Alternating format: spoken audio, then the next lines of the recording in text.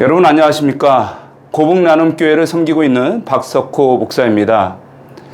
이 방송에 참여하신 여러분의 삶에 하나님의 은혜가 함께하기를 간절히 바랍니다.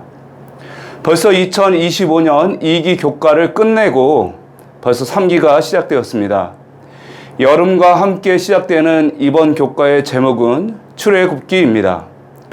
교과의 저자 이르지 모스칼라는 체코 출신의 구약학 교수이며 앤드루스 신학대학원에서 학장으로 섬기고 있습니다. 1989년 공산정권 붕괴 이후 프라하에 신학교를 설립하고 초대 학장으로 섬겼습니다. 1996년부터 앤드루스 대학교 신학과 교수로 재직해 오다가 2013년부터 학장으로 사역을 시작하게 되었습니다. 구약 해석학을 전공하였고 레위기, 이사야, 시편, 에스겔, 히브리 성령론 등 다양한 구약 주제로 다수의 논문과 저서를 출간하였고 국제고고학 발굴에 참여하기도 하였습니다. 그에게는 사랑하는 아내 엘비라와 5 자녀가 있습니다. 그는 깊은 신앙과 따뜻한 인품으로 동료와 학생들 그리고 교회로부터 신뢰받는 신학자입니다. 출애굽기는 단순한 고대 이스라엘 역사 기록이 아닙니다. 이 책은 복음의 거울이며 하나님의 성품과 구원의 계획이 선명하게 드러나는 하나님의 이야기입니다. 이 책은 모세라는 위대한 인물의 전기가 아니라 모세를 사용하여 자신을 계시하시는 하나님의 이야기입니다. 또한 이 이야기는 우리를 위한 이야기이며 오늘의 우리 신앙을 비추는 거울이 됩니다. 출애굽기의 배경은 창세기에서부터 시작됩니다. 하나님께서 아브라함에게 이렇게 말씀하셨습니다.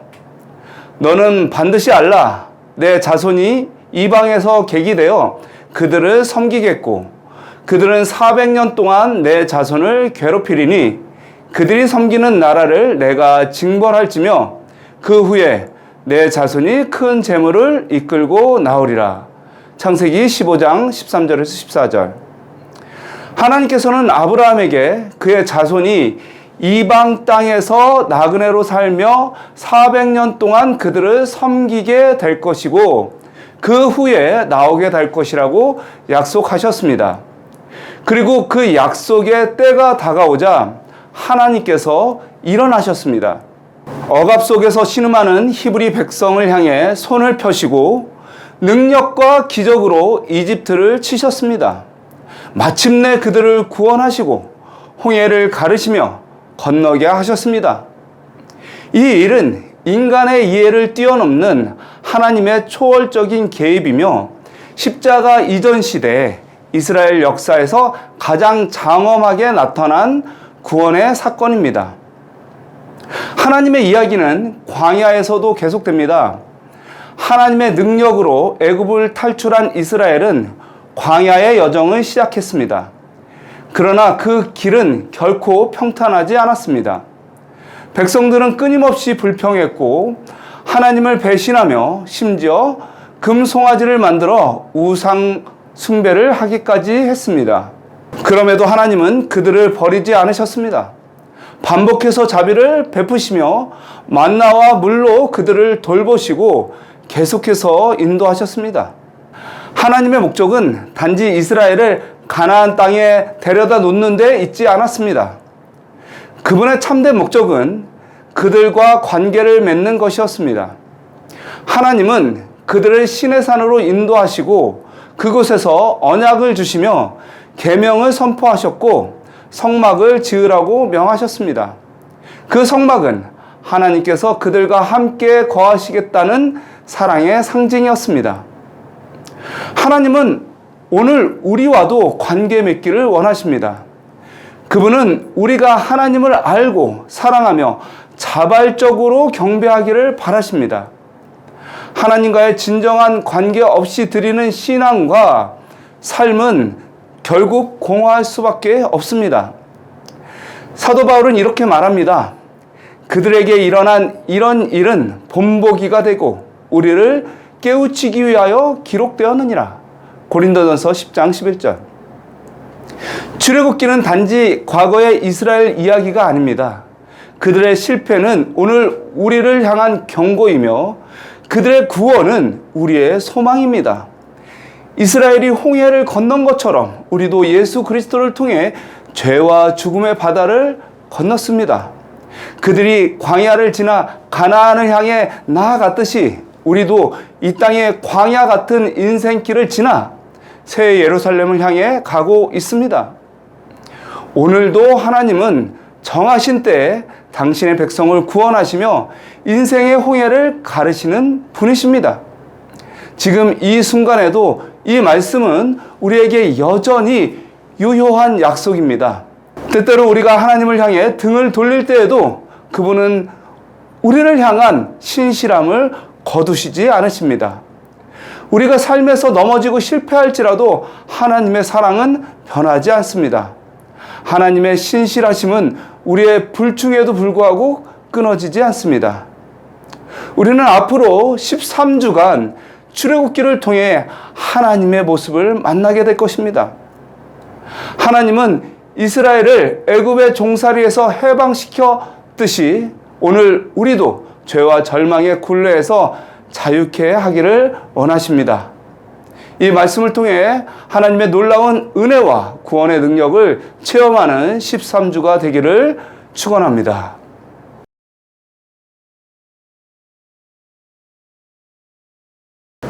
안식일 소지입니다. 출애굽기는 억압받는 자, 소외된 자, 착취당한 자, 버림받은 자들의 부르짖음으로 시작합니다.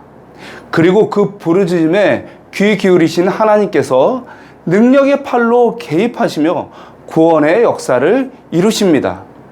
그렇기에 이 말씀은 오늘날 상처받은 우리, 외롭고 절망하는 이들에게 강력한 희망의 메시지가 됩니다. 출애굽기 3장 7절은 우리에게 놀라운 진리를 선포합니다. 여호와께서 이르시되 내가 애굽에 있는 내 백성의 고통을 분명히 보고 그들이 그들의 감독자로 말미암아 부르짖음을 듣고 그 근심을 알고. 그분은 단지 멀리서 관찰만 하시는 하나님이 아니라 고통 가운데 찾아오시는 하나님이십니다. 이스라엘 백성이 수백 년 동안 애굽에서 종살이 할 때 하나님은 그들의 탄식을 외면하지 않으셨습니다. 마치 외면하시는 것 같았지만 때가 이르자 하나님의 구원은 강하게, 정확하게 임하게 되었습니다. 혹시 마음의 애굽에 갇혀 있지는 않습니까? 보이지 않는 사슬에 묶여 절망하고 죄책감에 눌리고 사람들에게 잊혀진 듯 외로움에 주저앉고 계십니까? 하나님은 여전히 당신의 백성의 부르짖음을 듣고 계심을 기억하셨으면 좋겠습니다. 지금도 주님께서는 구원의 팔을 펴고 계십니다. 우리가 주님께 기도하고 주님께 나아가셨으면 좋겠습니다. 또한 출애굽기의 중심의 메시지는 구속입니다. 하나님께서 모세를 부르시고 백성을 인도하신 그 전 과정은 궁극적으로 예수 그리스도께서 이 땅에 오셔서 인류를 죄에서 구원하시는 복음의 예표입니다. 이스라엘 백성이 애굽의 노예 상태에서 해방된 것처럼 예수님은 우리를 죄와 사망의 권세에서 해방시키십니다. 유월절 어린 양의 피로 죽음이 지나간 것처럼 예수님의 보혈로 우리에게는 영원한 생명이 임했습니다. 홍해를 건너 새로운 삶의 여정이 시작된 것처럼 우리는 예수님 안에서 새로운 피조물이 되었습니다. 그리고 광야의 여정, 시내산에서의 언약, 성막의 임재까지 하나님은 우리를 끝까지 인도하시고 함께 하시며 약속의 땅까지 이끄실 것입니다. 일요일 소지입니다. 애굽에 있는 하나님의 백성. 우리가 출애굽기를 펼칠 때 처음 만나는 장면은 생각보다 어둡고 무거운 현실입니다. 요셉을 알지 못하는 새 왕이 일어났고 하나님의 백성은 점점 더 심한 억압과 착취 속에 빠져듭니다. 그러나 그 어두운 시작은 하나님이 일하시기를 시작하는 순간이며 구원의 이야기의 서막이기도 합니다. 출애굽기의 히브리 명칭은 쉐모트, 즉 이름들입니다. 이것은 하나님께서 한 사람 한 사람의 이름을 기억하시고 그들의 고통을 외면하지 않으신다는 복음의 메시지입니다. 출애굽기 1장 1절에 야곱과 함께 각각 자기 가족을 데리고 애굽에 이른 이스라엘 아들들의 이름은 이러하니, 이스라엘 자손은 생육하고 불어나 번성하고 매우 강하여 온 땅에 가득하게 되었더라. 야곱의 후손은 단지 70명에 불과했습니다. 그러나 시간이 지나면서 생육하고 번성하여 출애굽 당시에는 유아 외에 보행하는 장정이 60만에 달했습니다. 세상은 그들을 소수로 보았지만 하나님은 그들 안에 하나님의 나라를 보셨습니다. 그들이 어디에 있든 어떤 상태이든 하나님의 약속은 살아있었고 생명력 있게 역사하고 있었습니다. 1장 8절입니다. 요셉을 알지 못하는 새 왕이 일어나 애굽을 다스리더니, 9절에 그가 그 백성에게 이르되 이 백성 이스라엘 자손이 우리보다 많고 강하도다. 11절 감독들을 그들 위에 세워 그들에게 무거운 짐을 지워 괴롭게 하여. 그러나 시간이 지나 요셉을 알지 못하는 왕이 일어났습니다. 새 왕은 히브리인들을 두려워했습니다. 그래서 그들을 억압하고 강제 노동에 시달리게 하여 그들을 제거하려 했습니다. 하지만 하나님은 그 모든 인간의 계략보다 크신 분이십니다. 출애굽기 1장 12절 말씀처럼 그러나 학대를 받을수록 더욱 번성하여 퍼져 나갔습니다. 억압 속에서도 하나님의 축복은 멈추지 않았습니다. 히브리 백성은 애굽 땅 한복판에서도 자라고 퍼지고 강해졌습니다. 그것이 바로 하나님의 은혜입니다. 고난은 성도의 영적 성장을 막을 수 없습니다. 세상의 억압은 오히려 하나님의 백성을 더 정결하게 만들고 더 강하게 세우는 도구가 됩니다. 한편 출애굽기는 참으로 놀라운 구조를 가지고 있습니다. 1장에서 고난과 억압의 이야기가 나옵니다. 그런데요, 40장은 하나님의 임재와 영광이 나타납니다. 하나님의 이야기는 언제나 밝은 곳에서 시작되지는 않습니다. 때로 고통과 억울함, 침묵 속에 시작합니다. 그러나 끝은 언제나 하나님의 임재, 회복, 승리로 마칩니다. 사랑하는 재림 성도 여러분, 출애굽기는 오늘 우리가 살아가는 세상의 그림과 다르지 않습니다. 우리는 여전히 요셉을 알지 못하는 왕들의 시대 속에서 살아가고 있습니다. 하나님에 대한 오해와 거부, 진리를 향한 무시와 억압이 존재합니다. 하지만 잊지 마십시오. 하나님은 여전히 우리의 이름을 기억하십니다. 고난 중에서도 여전히 번성하게 하시는 하나님이 우리와 함께 계시며 억압 속에서도 침묵하지 않으시는 하나님을 바라보게 되시기를 바랍니다. 월요 소지입니다. 역사적 배경. 야곱의 가족이 기근을 피하여 애굽으로 내려간 것은 하나님의 섭리였습니다. 그 시작은 요셉의 고난에서 비록되었지만 하나님은 고난을 통해 구원의 길을 예비하셨습니다. 요셉은 처음부터 총리가 아니었습니다.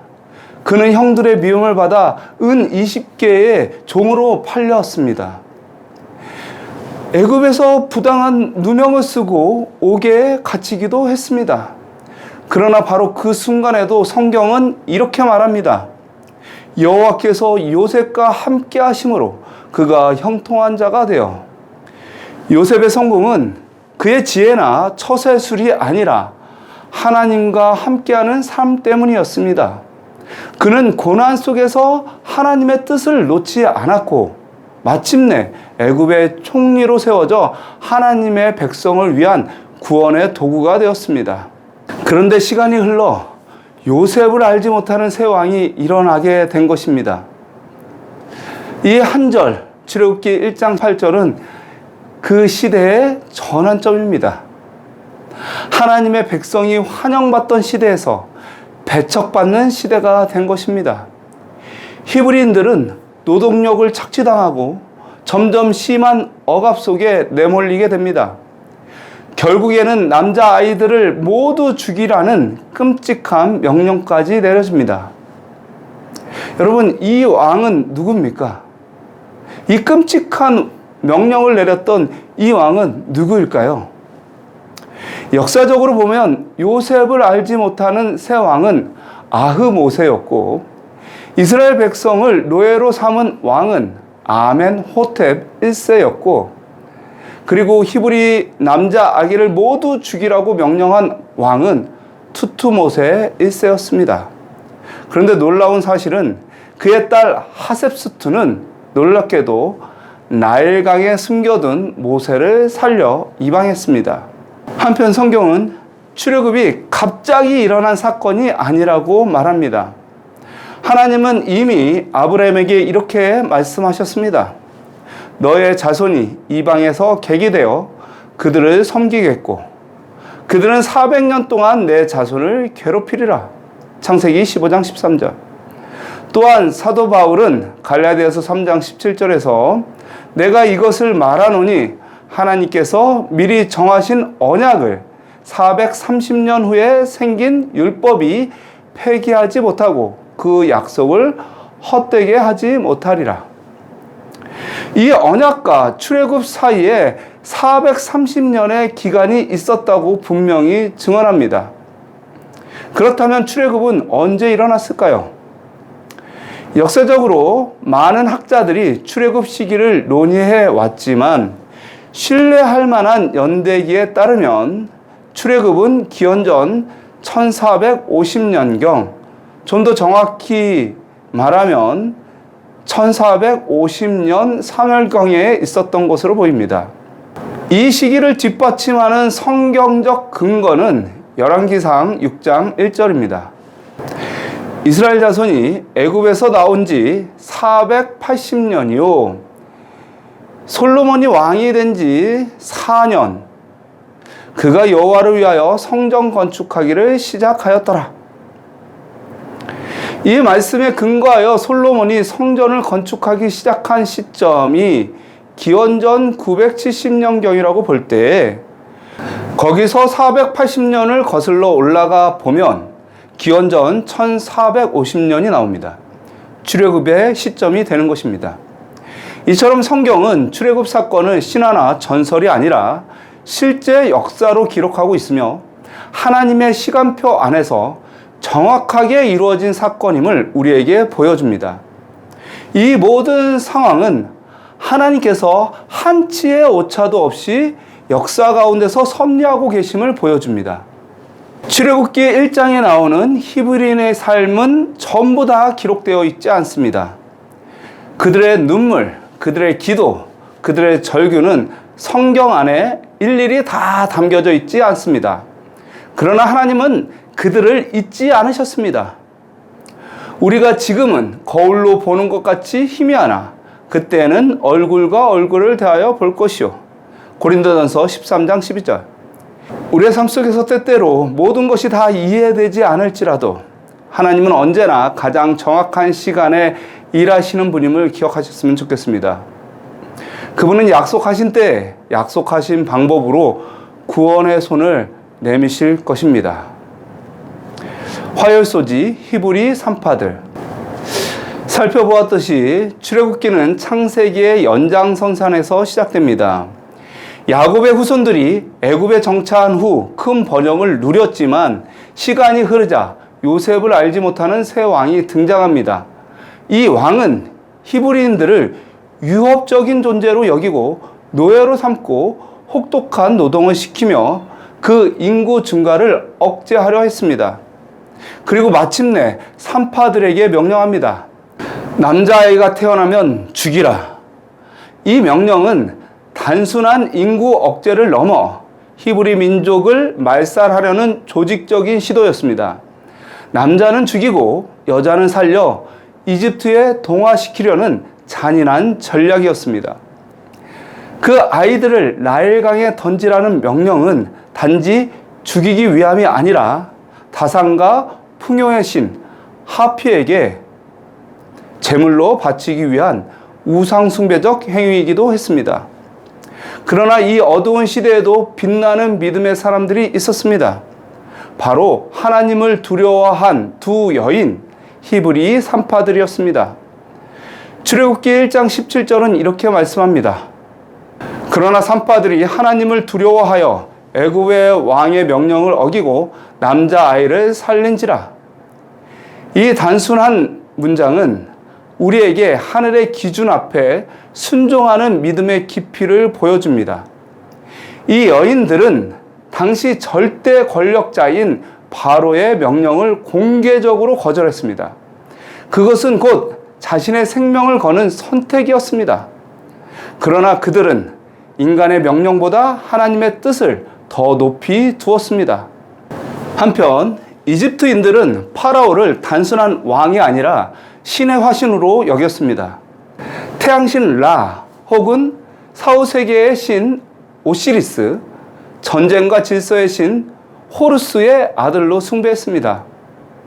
라 신은 이집트 종교의 최고의 신이었고 바로는 그 대리자로 여겨졌습니다. 그러나 그 거대한 신화와 권위도 하나님을 경외하는 두 여인의 믿음을 꺾을 수는 없었습니다. 성경은 이 여인들이 신학적으로 정통했거나 율법을 잘 알았다고 말하지 않습니다. 오직 한 가지, 하나님을 두려워하였다라고 말합니다. 믿음은 모든 것을 아는 데서 시작되는 것이 아닙니다. 믿음은 하나님을 경외하며 그분의 뜻을 따라 살려는 결단에서 시작됩니다. 이 산파들은 신학자가 아니었지만 생명을 살리는 하나님의 일에 동참했습니다. 하나님은 그들의 신실함을 기억하셨고 그들의 가정을 번성케 하여 주셨습니다. 그 산파들은 하나님을 경외하였으므로 하나님이 그들의 집안을 흥왕하게 하신지라. 흥미롭게도 출애굽기는 당시 애굽의 왕의 이름을 기록하지 않습니다. 그는 단지 바로라고 불립니다. 반면에 신분도 낮고 권력도 없던 두 산파의 이름 시브라와 부아는 성경에 기록되어 있습니다. 왜일까요? 하나님께 순종한 이름은 역사에 남지만 하나님을 대적한 권세는 기억되지 않기 때문입니다. 사랑하는 재림성도 여러분, 오늘 우리는 무엇을 기준으로 옳고 그름을 판단하고 있습니까? 세상의 논리입니까? 아니면 하나님의 말씀입니까? 산파들은 하나님의 뜻이 더 높은 법임을 믿었고 그 믿음을 실천했습니다. 그 결과 하나님은 그들을 높이셨습니다. 우리의 삶 속에서 작은 결정 하나가 하나님의 뜻을 이루는 출발점이 될 수 있습니다. 믿음은 결코 거창한 것이 아닙니다. 일상의 선택에서 하나님을 높이는 삶인 것입니다. 우리의 삶 속에서도 이 말씀이 실천됐으면 좋겠습니다. 수요일소지 모세가 태어나다. 출애굽기의 시작은 기적이 아니라 절망입니다.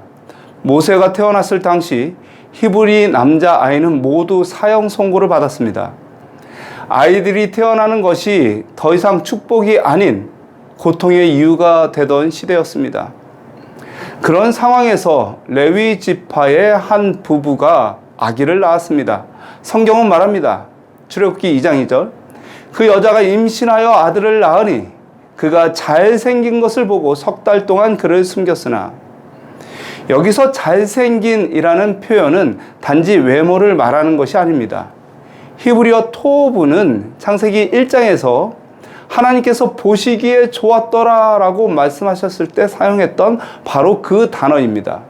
즉 모세는 하나님의 계획 안에 있는 특별한 생명이었던 것입니다. 그가 태어난 것은 우연이 아니었습니다. 하나님은 아브라함, 이삭, 야곱에게 하신 언약을 잊지 않으셨고 이 언약을 이루시기 위해 한 아기를 준비시켰던 것입니다. 인간적으로 보면 그는 세상에서 가장 위험한 순간에 태어난 아이입니다. 그러나 하나님은 가장 절망적인 순간을 가장 위대한 계획의 시작점으로 삼으셨습니다. 한편 모세의 어머니는 더 이상 아이를 숨길 수 없는 상태에 이르게 됩니다. 그때 그녀는 갈대로 상자를 만들어 역청과 나무지를 발라서 방수 처리를 하고 그 아이를 상자에 담아 나일강의 갈대 사이에 띄어 보냅니다. 이 장면은 절망 속에서도 믿음으로 선택한 구원의 행위였습니다. 히브리어로 상자는 테바라는 단어인데 이 단어는 성경에서 노아의 방주에 사용된 단어와 동일합니다. 노아가 심판의 물에서 구원받은 방주 테바, 그리고 이제 모세가 죽음의 강물에서 건짐을 받는 테바, 즉 이것은 단순한 갈대 상자가 아니라 죽음을 피하고 생명을 살리는 하나님의 구원의 도구였습니다. 모세의 어머니는 자신의 아들을 온전히 하나님께 맡기는 믿음으로 그 구원의 상자를 물 위에 띄운 것입니다. 이 나일강은 아기를 죽이기 위한 장소였지만 하나님은 그곳을 구원의 장소로 바꾸십니다. 죽음의 강이 생명의 강으로 변화된 것입니다. 하나님은 한 아기의 생명을 단지 강물에서 건져내는 것으로 그치지 않으셨습니다. 하나님은 그를 애굽의 궁전 한가운데로 보내셨고 놀랍게도 이집트의 공주 하셉스투에게 입양되게 하셨습니다. 이후 그는 왕궁에서 왕자의 신분으로 자라나게 됩니다. 그런데 그에게 붙여진 이름 모세에 담긴 뜻이 아주 의미심장합니다. 이 이름은 히브리어로 건져냈다 혹은 끌어냈다 라는 뜻입니다. 바로가 죽이려고 했던 강에서 건져내신 하나님의 은혜가 그의 이름 속에 새겨져 있는 것입니다. 그런데 흥미롭게도 이 이름은 이집트식 이름의 형식과 맞아 떨어집니다. 예를 들어 모세는 아으신의 아들, 투투 모세는 토투 지혜의 신의 아들을 의미합니다. 이처럼 뭐뭐 모세라는 이름은 이집트에서 흔히 사용되던 이름 구조였던 것입니다. 하나님은 모세가 이방 땅에서도 받아들일 수 있도록 그 이름 하나에도 섬세한 섭리를 담아 주셨습니다. 이름조차도 하나님의 손에 붙들린 구원의 도구가 된 것입니다. 그렇습니다. 하나님은 모세의 이름 속에 그의 사명을 미리 새겨 주셨습니다. 모세는 단지 물에서 건져냄을 받은 자가 아니라 앞으로 수많은 백성을 억압과 죽음의 바다 속에서 건져낼 사람으로 부름을 받은 존재였습니다. 출애굽기 2장과 사도행전 7장에 따르면 모세는 기적적으로 구원받은 후 생애 초기 12년 동안 자신의 부모 밑에서 자라며 히브리 정체성과 하나님에 대한 신앙 교육을 받습니다. 그 이후 그는 애굽 왕궁으로 들어가 이집트 최고의 시민적, 군사적 훈련을 받습니다. 엘런 화이트 여사는 부조와 선지자에서 이렇게 말했습니다. 모세는 바로의 궁정에서 최고의 시민적, 군사적 훈련을 받았다. 모세가 애굽 사람의 학술을 다 배워 그 말과 행사가 능하더라. 그러나 하나님은 이 모든 상황을 사용하셔서 그를 미래의 지도자로 준비시키셨다. 부조와 선지자 245페이지. 여러분, 얼마나 놀라운 섭리입니까? 사탄은 히브리인의 미래를 끊어버리려고 했지만 하나님은 그 명령을 오히려 자신의 종을 훈련시키는 기회로 바꾸셨습니다. 오늘 우리의 삶 속에서도 어려움과 위협과 절망이 있습니다. 사탄은 우리를 넘어뜨리려고 하는 것이죠. 그러나 그 가운데 하나님은 여전히 일하시고 계십니다. 그분께서는 그분의 섭리로 우리를 하나님의 일꾼으로 부르고 계십니다. 그 부르심에 우리도 응답하셨으면 좋겠습니다. 목요일 소지 변경된 계획. 하나님의 계획은 인간의 실패로 무너지지 않습니다. 오히려 하나님은 그 실패의 자리를 통해 우리의 삶을 다시 빚으시고 우리를 진짜 하나님의 사람으로 세우십니다. 출애굽기 2장 11절은 이렇게 기록합니다. 모세가 장성한 후에 자기 형제들에게 나아가 그들이 고되게 노동하는 것을 보고 어떤 애굽 사람이 히브리 사람 곧 자기 형제를 치는 것을 본지라. 모세는 이스라엘 백성의 고통을 외면하지 않았습니다. 그는 동포들의 고통과 함께 고통했습니다. 그는 의분에 차서 애굽 사람을 쳐 죽였고 시신을 모래 속에 감추었습니다. 아마도 이것이 자신이 민족을 위해 취한 첫 행동이라고 생각했을 것입니다. 그러나 재림성도 여러분, 그 방법은 하나님의 방법이 아니었습니다. 여기서 질문해 볼 것이 있는데요. 모세가 애굽 사람을 죽인 것이 하나님의 뜻이었을까요? 아닙니다. 하지만 놀랍게도 하나님은 그 실수마저도 섭리로 바꾸셔서 모세를 광야에서 준비된 사람으로 만드셨습니다. 여기서 우리는 모세의 인생의 전환점을 봅니다. 모세는 애굽의 왕자를 차지할 수도 있었고 권력을 누릴 수도 있었습니다. 그러나 그는 왕자 대신 광야를 택했습니다. 애굽의 아들로 남기보다는 하나님의 백성으로 살기를 선택한 것입니다.